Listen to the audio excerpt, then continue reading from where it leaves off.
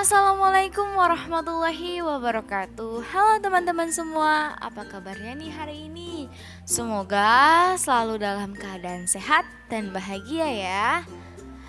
Pada kesempatan kali ini saya akan menjelaskan sedikit apa itu filogeni dan bagaimana hubungan kekerabatan hewan yang saya pilih. Kebetulan pada kesempatan kali ini saya memilih hewan dari kelas amfibi. Sebelum masuk ke penjelasan, alangkah baiknya kita berkenalan dulu ya. Perkenalkan, nama saya Dewi Sekarwangi, NIM 21081061006 dari jurusan Tadris Biologi C semester 4. Tunggu apa lagi? Mari simak videonya. Allah Subhanahu wa Ta'ala menciptakan makhluk hidup, khususnya hewan, dengan berbagai macam bentuk, berbagai macam sifat, berbagai macam habitat, dan lain-lain. Untuk dapat memahami keberagaman hewan yang ada di dunia ini, membutuhkan suatu metode, yaitu klasifikasi. Lalu, apa itu klasifikasi? Klasifikasi adalah sebuah metode pengelompokan hewan berdasarkan kesamaan ciri atau karakteristik yang dimiliki. Tujuan dari klasifikasi ini adalah untuk mengelompokkan hewan dan agar kita mudah mengetahui hubungan kekerabatan antara hewan yang satu dengan hewan yang lainnya. Lalu, bagaimana untuk mengetahui hubungan kekerabatan hewan secara mendalam? Nah, untuk mengetahui hubungan kekerabatan hewan secara mendalam dibutuhkan suatu metode lagi, yaitu metode filogeni. Apa sih itu metode filogeni? Istilah filogeni berasal dari bahasa Belanda, yaitu filogeni yang berarti asal-usul, suku, atau ras.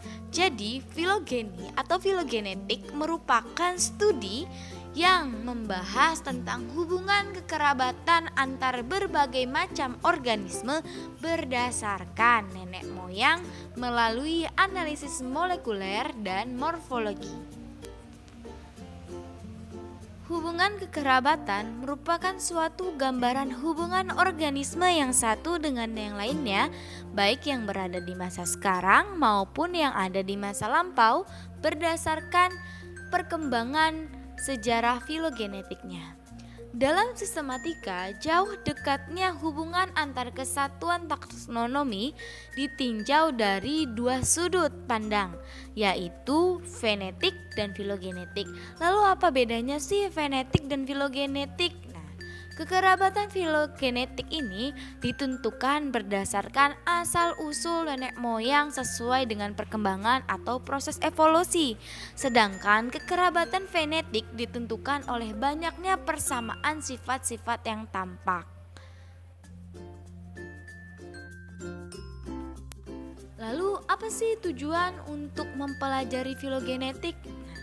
Tujuan mempelajari filogenetik adalah untuk menentukan klasifikasi dan menyimpulkan filogeni atau hubungan kekerabatan dari data yang relevan yang diperoleh dengan membandingkan variabel dari karakter suatu organisme.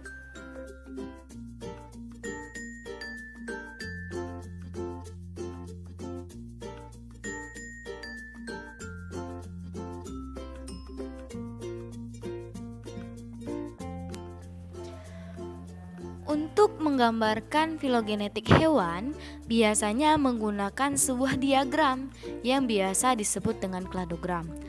Kladogram berasal dari bahasa Yunani klados yang berarti cabang dan gramma yang berarti karakter. Diagram ini berbentuk seperti cabang pohon yang menjulur keluar dari batang. Namun bentuknya ini enggak selalu vertikal, ada juga yang horizontal. Dalam diagram terdapat cabang-cabang yang dari berbagai macam arah. Ada yang dari atas, ada yang dari samping kanan, dan ada yang samping kiri, ada yang juga dari tengah.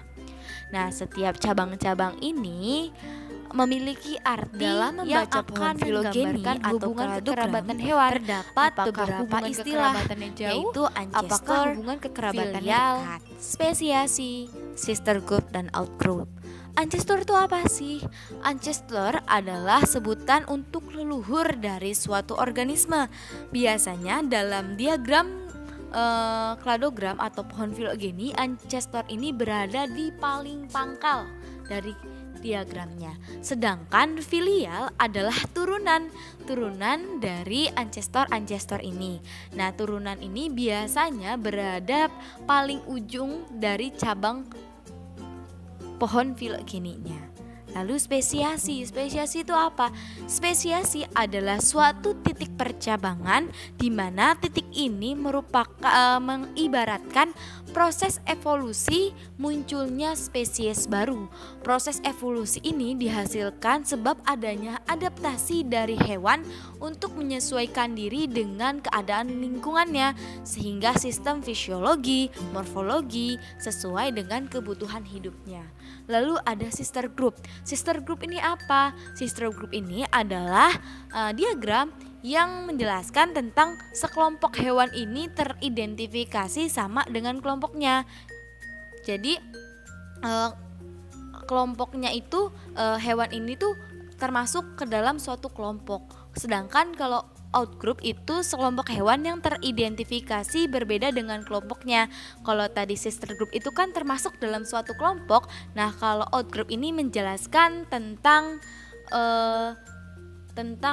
kalau hewan ini tuh berbeda dengan kelompok lain gitu. Di dalam kladogram juga terbagi menjadi 3 grup, yaitu monofiletik, parafiletik, dan polifiletik. Monofiletik adalah kelompok hewan yang berasal dari nenek moyang yang sama. Jadi terdapat beberapa hewan yang ketika membaca ke pohon filogeninya itu termasuk ke dalam monofiletik. Kenapa? Karena berasal dari nenek moyang yang sama. Contohnya kayak simpanse, monyet, manusia itu termasuk monofiletik. Meski cabangnya banyak, itu termasuk monofiletik. Kenapa? Karena dia termasuk dalam nenek moyang yang sama, yaitu primata. Kemudian parafiletik. Parafiletik adalah kelompok hewan yang berasal dari sebagian nenek moyang yang sama. Jadi ketika dalam pohon filogeni terdapat percabangan yang tidak menyatu, namun ada juga yang menyatu. Nah, itu disebut parafiletik karena sebagian nenek moyangnya itu sama. Dan polifiletik adalah kelompok hewan yang berasal dari nenek moyang yang berbeda. Jelas kalau ini nenek moyang itu berbeda. Nah, selanjutnya yaitu menampilkan pohon filogeni atau diagram yang saya buat. Nah, hewan-hewan yang terdapat dalam pohon filogeni itu termasuk ke dalam kelas amfibi, di mana hewannya itu terdapat Bufo melanostictus, Bufo debilis, Necturus marculosus, dan Ambystoma mexicanum. Nah, dapat dilihat dari percabangan filogeni bahwa terdapat outgroup dan sister group. Lalu mana sih yang outgroupnya? Yang outgroupnya ini Ambystoma mexicanum dan Necturus marculosus. Kenapa Necturus marculosus dan Ambystoma mexicanum ini termasuk ke dalam outgroup, padahal dia termasuk ke dalam ordo yang sama, yaitu Urodela. Nah, karena pengertian sendiri dari outgroup yaitu ketika hewan memiliki karakteristik yang berbeda dengan kelompoknya.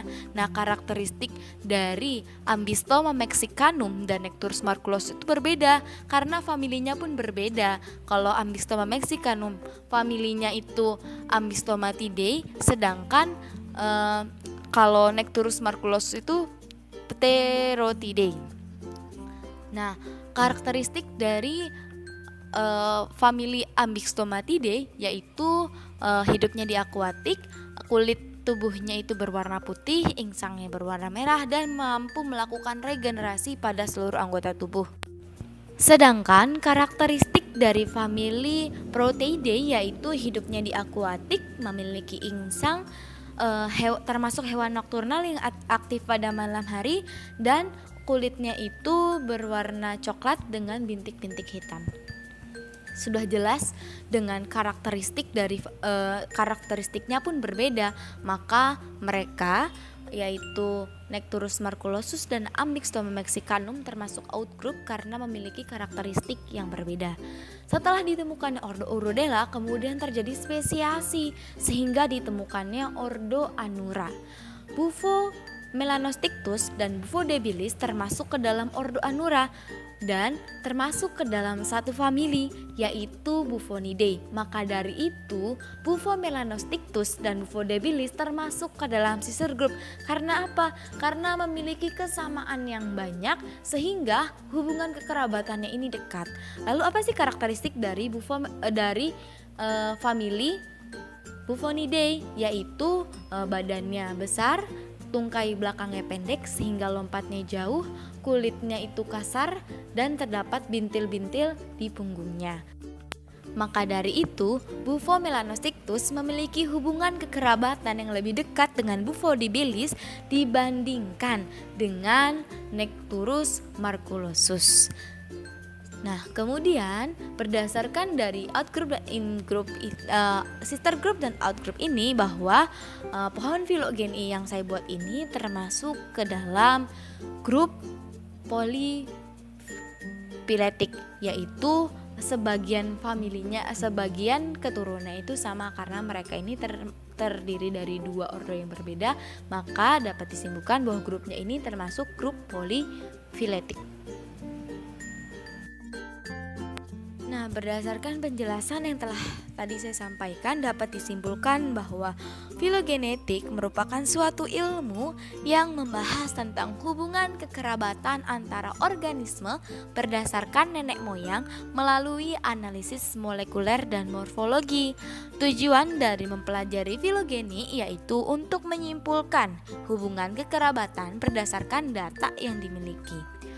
Untuk membaca hubungan kekerabatan dibutuhkannya suatu diagram atau pohon yang biasa disebut dengan kladogram, di mana di dalam kladogram ini terdapat cabang-cabang yang bertitik pusat pada satu titik, yaitu ancestor. Nah, untuk memahami kladogram ini perlu memahami adanya sister group dan outgroup yang akan mendeskripsikan sejauh mana hubungan kekerabatan antar hewan tersebut. Baik, mungkin itu saja yang dapat saya sampaikan. Kurang dan lebihnya mohon maaf. Kesalahan berasal dari diri saya pribadi dan kesempurnaan hanya milik Allah.